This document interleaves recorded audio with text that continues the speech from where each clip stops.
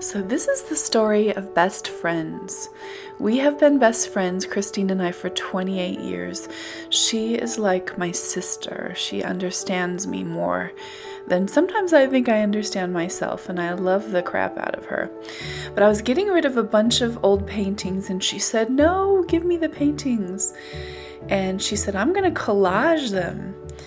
And she made, look at these beautiful paintings that she made from cut up paintings that I was just going to discard. Here she added a black background on that one. Isn't it amazing? And I have memory of all of these paintings, so when I look at this collage, I see a bunch of other paintings that I made. So after she did these beautiful pieces, I said, we should do a project together.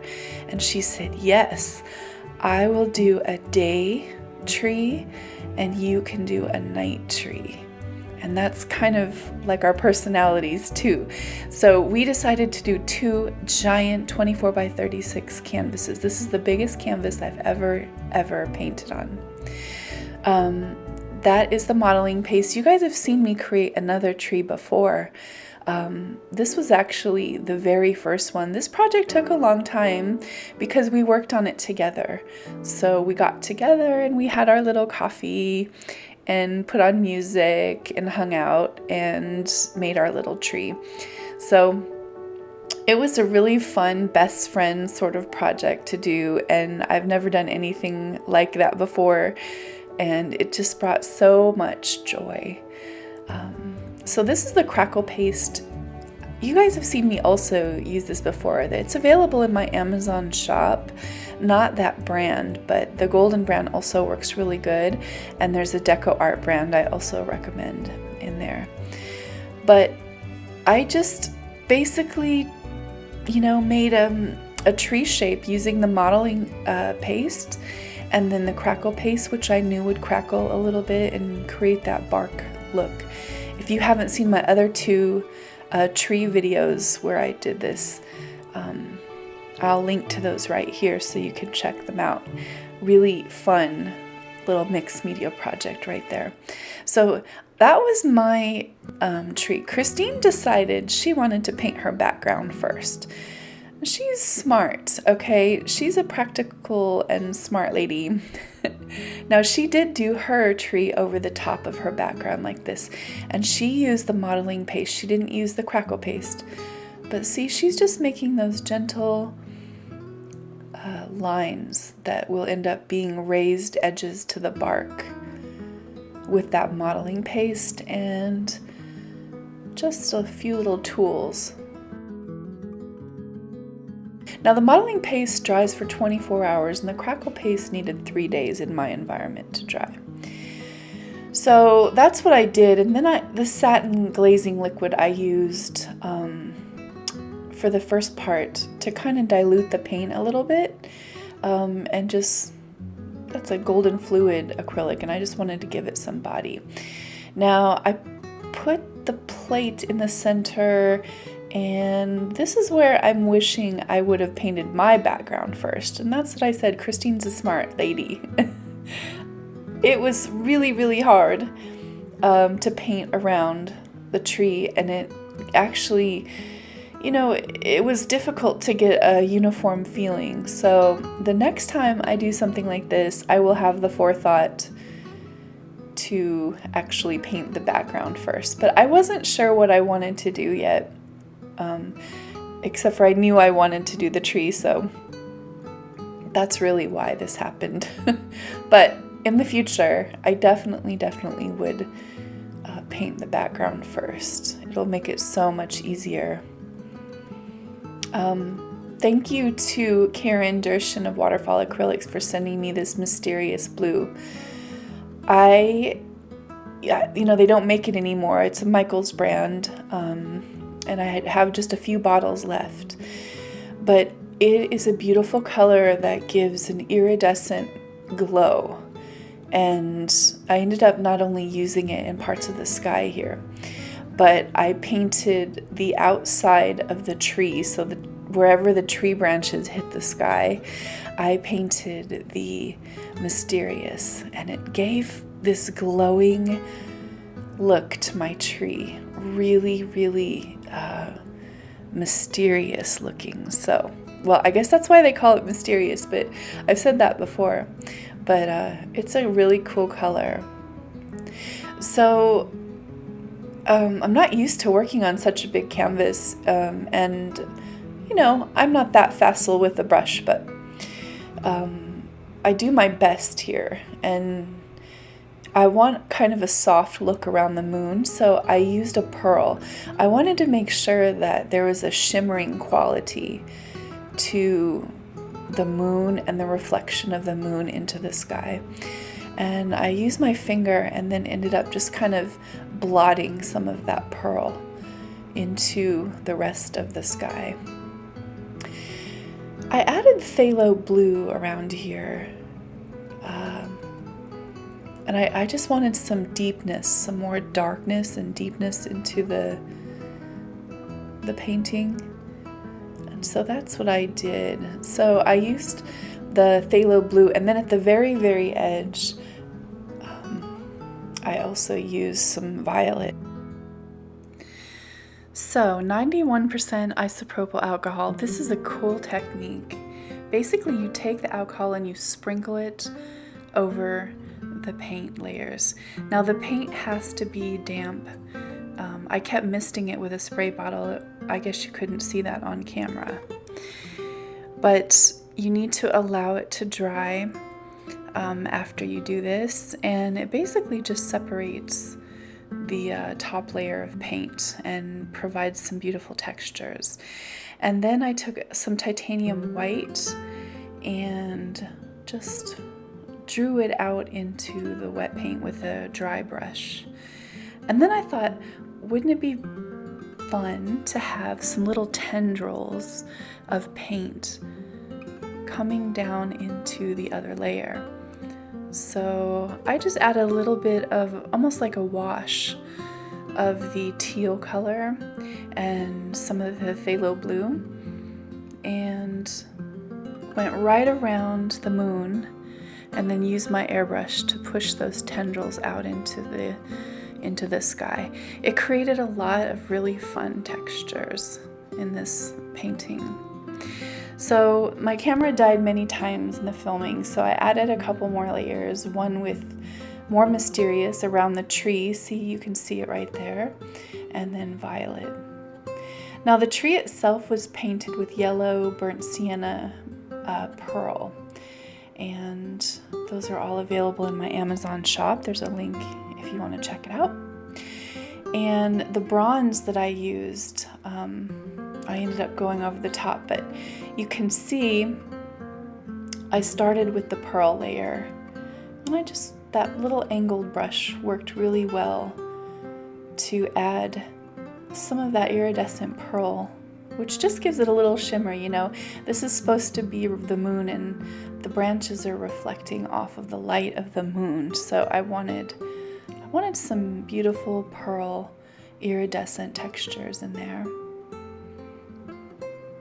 Just look at the quality of that. I love the shininess and all the different textures of the Crackle Paste. And so then I went back in and I burnished the top. So this was just taking the bronze fluid, the golden fluid, and just brushing it right over the raised areas. It provides a lot of depth for the tree, and you know, real trees have a lot of light and dark tones all through them, as the bark is different depths. So I think it just added a lot of interest, and that's the whole final look there.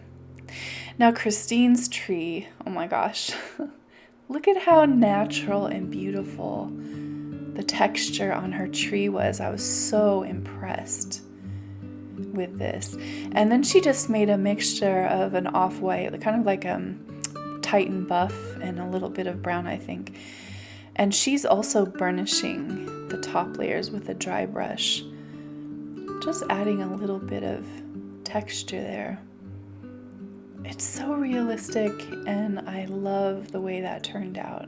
I was really impressed with that technique. Now, she didn't use any Crackle Paste, so now it's time to cut the canvases. So, again, you have paintings laying around, they're not good enough to sell, you're not really in love with them, maybe you've painted on them several times and they're done. This might be a project you'd want to try. And so we went through, and she's going to show you here. You basically just use a knife and cut the canvas through the canvas and pull them off the frames. And then we had a big stack of very mediocre or test canvases.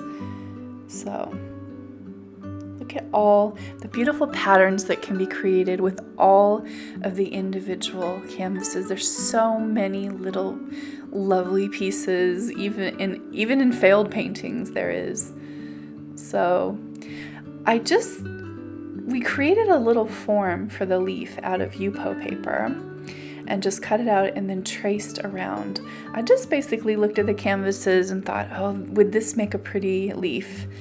And I found some of the most beautiful and delicate features. Like, I love this one. Look at the dendrite on that. So these are my leaves, which each one of them is so unique, so beautiful. Like, look at the gold on that. I knew that would go really well with my tree trunks. And some of them have little dendrites in them. Just little leaves that I thought were interesting and would look good against a moonlit background. And then Christine's leaves were more fresh and vibrant for her day tree. And look at that one. It looks like a butterfly, pattern of a butterfly's wing. And oh my gosh, this part was so addicting, you guys. We could have went on and on and on. But it was really fun to do, and it did take a long time. I think we spent one whole art session just cutting out the leaves. And now we have 2 big canvases just ready for the leaf placement. I painted the moon and the iridescent pearl in Golden's blue-green interference paint. And then we used this Aleene's Quick Dry Tacky Glue. Now Christine's going to show you how she did hers here. She basically just took a leaf, picked the one that she wanted. She generally did hers in groups of 2s and 3s, mostly 3, and then just put a little bit of the glue in the center and then placed it on the canvas. Gave it a little quick press there. So this is a pretty simple way to attach the leaves to the canvas and to the tree. You have to give a little bit of thought of the placement too, I love the way she did that. Now, of course, there's mine.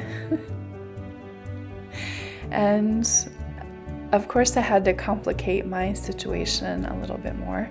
And so I put my glue into a little cup and with a little paintbrush, and I brushed it to the edge. And the reason I did that is I didn't want the leaf to curl, and I didn't want dirt to eventually collect underneath the leaves.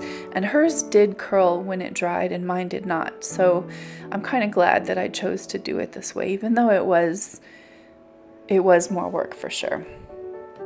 And remember, your eyes like groups of odd. So 1 and 5, 1, 3, and 5. So think about that when you're placing the leaves. That's what I did. In retrospect, I would have liked to maybe cut a few different sizes. So if I ever did this again, I might like to have some bigger leaves that seem like they would be closer, and some smaller leaves to show some kind of perspective. But yeah, I just shifted them and arranged them so they look like a puzzle kind of. And I knew that my tree was going to be a little sparse. Now that was a showcase leaf. I love that leaf and I wanted to make sure it was right in the center. I had to paint over my tree branch right there when I painted the moon. So I went ahead and placed the leaf where I knew the tree branch would eventually go. And just have faith that it would all turn out. But I love that little dendrite in the center of that leaf. I just think it's so pretty, and I love that painting actually that it came from. So if you don't like a cluster, remove it before the glue is dry, and then you can just wipe it with a damp paper towel. So I overdid this one. I didn't like it. So I took it off and then just used a damp paper towel and wiped off the glue, and it worked totally fine. And I wiped off the leaves as well, so I could reuse the leaves in another way. So 2 hours later, I was just halfway done. I wasn't even all the way done. But Christine, of course, was done. She placed hers. This is her beautiful day tree. This is her final painting.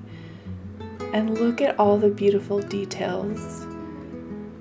All her little fresh and happy leaves. I love how bright and sunny and gorgeous it turned out. She had them floating off of the side of her canvas a little bit, adding some, more dimension. And look, she has the ocean and her little impressions of her little